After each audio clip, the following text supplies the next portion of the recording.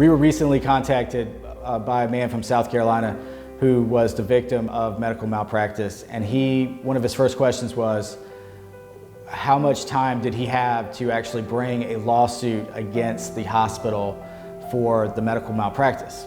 And in South Carolina, medical malpractice is treated similarly to other personal injury cases in the sense that you have 3 years to file a lawsuit as a result of the negligence of a doctor or nurse or hospital or in any type of medical malpractice context.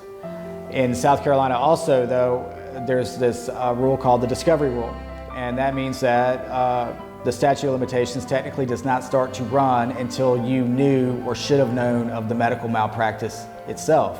This is because often medical malpractice cases, the malpractice itself doesn't manifest until months and sometimes years later.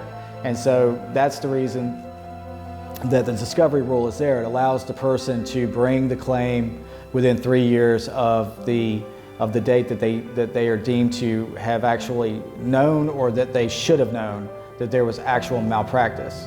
Also in South Carolina, however, that no matter what, there is a statute of repose. And that means that the statute of repose is actually a cutoff.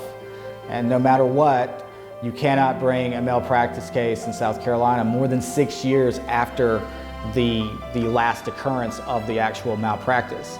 And also in South Carolina, the way that they interpret that is that often, particularly in terms of misdiagnosis cases, there might be many different occurrences that give rise to the malpractice. If you're treating with a doctor on a regular basis, there might be many different occurrences. And so typically that statute of limitations or the statute of repose is measured from that last occurrence.